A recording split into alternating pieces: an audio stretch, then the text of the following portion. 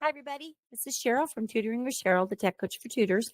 And inside of the Tech Hub, I'm going to be showing you the steps to adding a PDF and making it gamified. Now, this particular curriculum actually is somewhat gamified, but I don't really like it, and I'm going to switch things up. So I'm going to share my screen with you.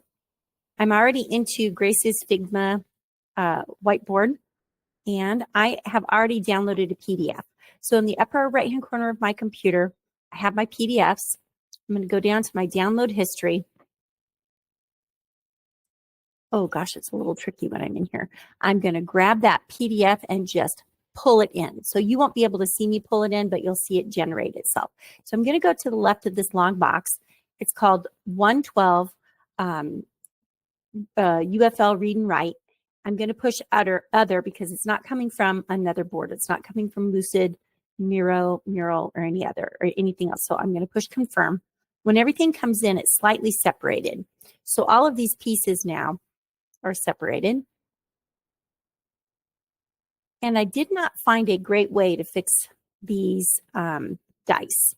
So I'm just going to grab them, click on it, and hit my backspace or delete button because they're not individualized and I don't want to take a picture of each one.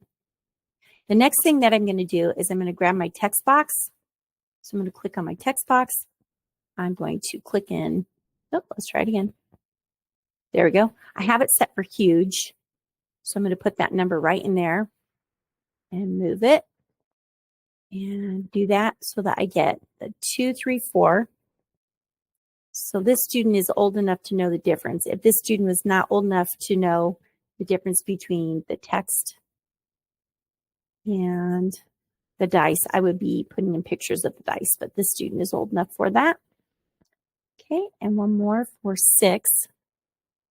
And they're not perfectly straight, so I'm just going to straighten them up just a little bit so they look a little tidier.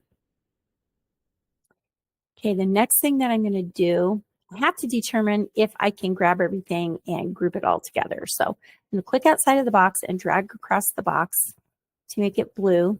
I'm going to do a right click, say group to selection, and then I'm going to do a right click and I'm going to lock it in place. Now, when the student comes in, they can't move this anywhere. It's not movable. Okay. The next thing I'm going to do is I'm going to grab the dice widget. I'm going to pull this up here. The unfortunate thing about this is that you can't really make the dice larger, but when you or the student clicks on it, it will roll. So then that student is going to have to mark their spot. Now, you are welcome to have the student go ahead and use the marker and do it that way. You might even be able to change the washi tape to different. So maybe they could grab the washi tape and let's say they wanted to be lemon lime. They set it and marked it out. Okay, so that would be a fun way to do it. What I had kind of planned in my mind was to take sticky notes, change the color. So we'll put a green one up there. Well, let's see if we can get a green one. Okay, and make it small enough to fit the box. And then do a right click and do about 10 of them. So we'll copy it. Let's see, copy as a PNG and paste. Let's see if we can paste it multiple times. Okay, so I'm going to have to, it's going to require me to do a little bit of, oh, hey, that one got a little bit smaller. Let's see here. Are we getting extra copies? Let's go back. I did this in my practice and it worked just fine. Now it's going to be tricky. Make that smaller. Let's just do a plain copy. Paste. Yep. Paste. And I can do that multiple times so I have these boxes ready to go. And the one thing I wanted to use the box for is if the student, let's say, rolled a 1, they read the word care, they put this in here, we can make this larger and the student can type a sentence with the word care. So I'm going to go in and change that to a larger font. Oh, maybe medium. Let's try that. I care about my dog, period. So we can get a little bit of typing in there. If you just use the washi tape, let's get that out of there and delete that. If you just use the washi tape, let's try a different one just because it would be fun.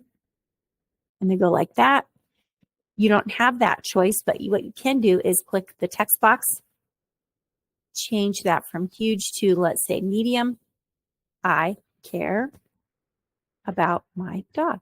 Okay, so I just wanted to share that with you so that you guys could see an option inside of the Figma board for educators. It's really easy to use once you get the hang of it. So have fun, get creative, and as usual, keep the learning going.